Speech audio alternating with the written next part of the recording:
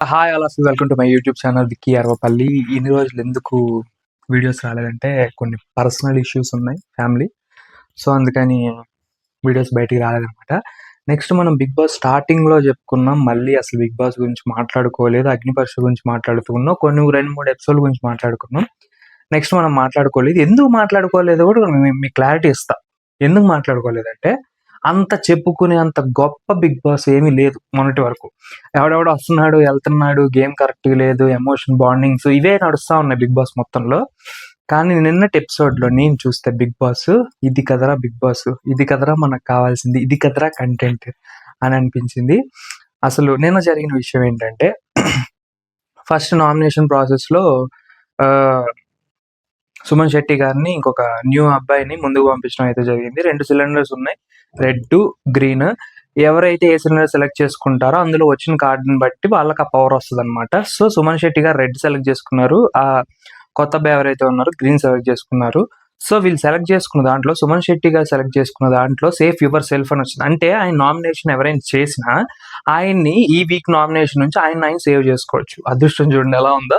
Next ఈ కొత్తోడు ఎవడైతే ఉన్నాడో వాడు గ్రీను పాజిటివ్ అనుకోని చెప్పి గ్రీన్ పట్టుకున్నాడు. గ్రీన్‌లో ఏమొచ్చిందంటే సేఫ్ ఎనీవన్ అని చెప్పేసి వచ్చింది. సో, ఇదివరకైతే ముందు. నెక్స్ట్ నామినేషన్ ప్రాసెస్‌లో ఆయిషాని, ఇమాన్యుయల్‌ని లోపల మొత్తం హౌస్‌లో బెలూన్స్ పెట్టేసి అందులో కొన్ని కార్డ్స్ ఉన్నాయి. ఆ కార్డ్స్‌ని ఎవరైతే ఎన్ని కార్డ్స్ అయితే పట్టుకొస్తారో వాళ్ళు ఆ నామినేషన్ ఎవరైతే చేయాలనుకుంటున్నారో వీళ్ళ దగ్గరకొచ్చి అడగాలి. ఎవరు ఇమాన్యుయలో, ఆయిషా దగ్గరకొచ్చేసి. సో, వీళ్ళు టాస్క్ ఆడారు. బెలూన్స్ అన్ని పగలగొట్టారు. కొన్ని కార్డ్స్ దొరికాయి. ఇమాన్యుయల్‌కి ఒక 5 దొరికాయి. ఆయిషాకి ఒక 5 దొరికాయి. మొత్తం దొరికినయి బయటికి తీసుకొచ్చారు. ఆయిషా కార్డ్స్ ఏంటంటే డైరెక్ట్ నామినేట్ చేయొచ్చు. ఆమె దగ్గర ఉన్న కార్డ్స్‌తో ఎవరైతే ఉన్నారో కంటెస్టెంట్లు వాళ్ళని డైరెక్ట్ నామినేట్ చేయొచ్చనమాట. నెక్స్ట్ ఇమాన్యుయల్ దగ్గర ఉన్న కార్డ్స్ ఏవైతే ఉన్నాయో ఎవరైతే ఇమాన్యుయల్‌కి 5 కార్డ్స్ దగ్గరకొచ్చి నేను వీళ్ళని నామినేట్ చేద్దాం అనుకుంటున్నా అని చెప్తే ఇమాన్యుయల్ దానికి యాక్సెప్ట్ చేసి అతను ఏమైనా ఇంప్రెస్ అయితే ఆ కార్డ్స్ అనేవి ఇస్తారు. ఆ కార్డ్స్ ఇస్తారు. ఇద్దరిని నామినేట్ చేయొచ్చు ఆ కార్డ్ తీసుకున్నోళ్ళు. సో, ఇక్కడి వరకు అంతా కథా కార్ఖాన అంతా బాగుంది. Next Alekhya Chitti pickles scrap off the Bigg Boss house. అసలు ఆ అమ్మాయిని ఎందుకు తీసుకొచ్చారో నాకు ఇప్పటికి అర్థం కావట్లేదు. ఓకే, ఉమెన్‌గా తనకు కొంచెం ఛాన్స్ ఇవ్వాలి అని చెప్పి తెచ్చుండొచ్చు గానీ, ఛాన్స్ ఇచ్చినా ఏం ఉపయోగం? నథింగ్ అసల. ఆ అమ్మాయి వాళ్ళ మీద వీళ్ళ మీద వచ్చిన రెండో రోజే ఫోకస్ చేసేసి ఆ తనుజని ఇష్టం వచ్చినట్టు మాట్లాడింది. 2 చేతులు కలిపితే చపాతీ, లీనియన్స్ చేస్తుంది, ముట్టించుకుంటుంది, పట్టించుకుంటుంది అని చెప్పేసి. సో, ఆ అమ్మాయి మనస్తత్వం ఏంటంటే ఫ్రెండ్‌షిప్‌గా ఉండడం. అది తనుజ గారి మనస్తత్వం. ఇట్లా రాంగానే ఇద్దరు కూర్చొని మాట్లాడుకోవడం, అది వేరే వాళ్ళ క్యారెక్టర్ మీద అజారిట్ చేయడం అసలు ఎంతవరకు కరెక్ట్ కాదు. చాలా తప్పది.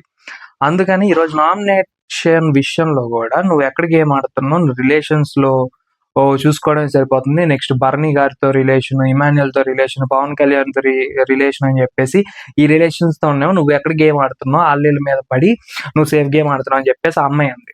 ఆ అమ్మాయి చెప్పిన నామినేషన్ ప్రాసెస్ అంతా ఇదంతా తప్పు. ఆల్రెడీ బిగ్ బాస్ నాగార్జున ఎవరైతే ఉన్నారో వీకెండ్ ఎపిసోడ్‌లో ఆ అమ్మాయిని కంప్రెషన్ రూమ్‌లోకి పిలిచి ఎవరినైతే అన్నదో కూర్చోబెట్టి చూపెట్టారు. అక్కడికి కూడా ఆ అమ్మాయికి మినిమమ్ గూడా కామన్ సెన్స్ లేకుండా మళ్ళీ నామినేషన్ ప్రాసెస్‌లో వచ్చేసి తనుజని అట్లా నామినేట్ చేయడం అనేది కరెక్ట్ కాదు. నెక్స్ట్ తనుజ వచ్చారు, నామినేట్ విషయానికి మొత్తం మాట్లాడారు.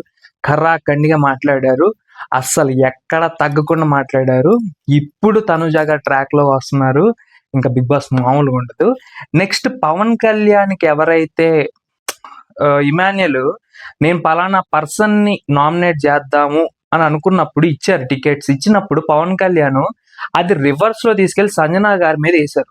So, Pawan Kalyan point of view ఏంటంటే ఆల్రెడీ తనుజకి నాకు మధ్య ఉన్న విషయాన్నే గదా ఆ అమ్మాయి అన్నది అలేఖ్య.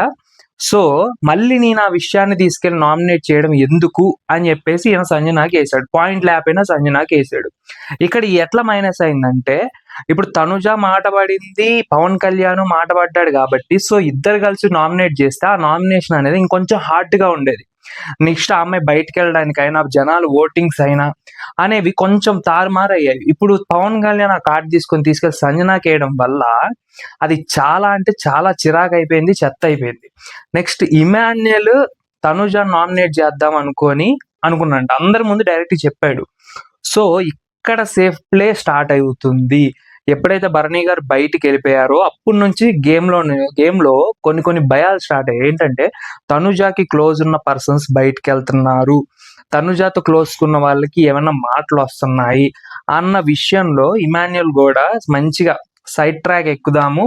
తనుజని నామినేట్ చేసి నాకు తనకి పెద్ద బాండింగ్ లేదని చెప్పుకుందాం అనే విషయంలో తను నామినేట్ చేద్దాం అనుకున్నాడు.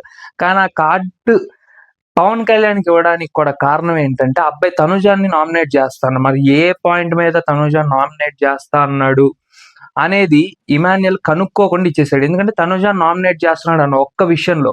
నేను చేస్తే ఇప్పుడు నా వైపుకొస్తది. అదే పవన్ కళ్యాణ్ చేస్తే వాడి మీదకొస్తది అన్న విషయంలో మ్యానిక్యులేట్‌గా ఆలోచించి పవన్ కళ్యాణ్‌కి టికెట్ ఇచ్చాడు. పవన్ కళ్యాణ్ అసలు గేమ్ తారుమారు చేసి, తక్కరమారు చేసి సంజనాకి ఏయడం వల్ల తనుజాకి నేను అసలు నామినేట్ చేద్దాం అనుకున్నా. నువ్వు తనుజాని నామినేట్ చేస్తా అన్నావు కాబట్టి నీకు కార్డ్ ఇచ్చానని చెప్పేసి అక్కడికక్కడ ఒప్పుకోవడం వల్ల సో తనుజాకి ఇమాన్యుయల్‌కి క్లాష్ అయితే స్టార్ట్ అయింది. నేను ఈరోజు ప్రోమో చూసా. సో ఈరోజు బిగ్ బాస్ కూడా చూసి మనం రేపు మాట్లాడుకుందాం. అస్సలైన బిగ్ బాస్ ఇప్పుడు స్టార్ట్ అయిందనమాట.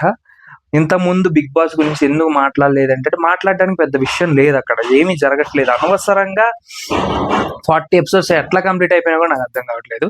ఇప్పుడు నుంచి బిగ్ బాస్ కరెక్ట్ వేలో వెళ్తుందని అనుకుంటున్నాను. So stay tune. Channel subscribe చేసుకోండి, లైక్ చేసుకోండి, షేర్ చేసుకోండి. ఇంకా వీడియోలు ఆగవండి అంతే.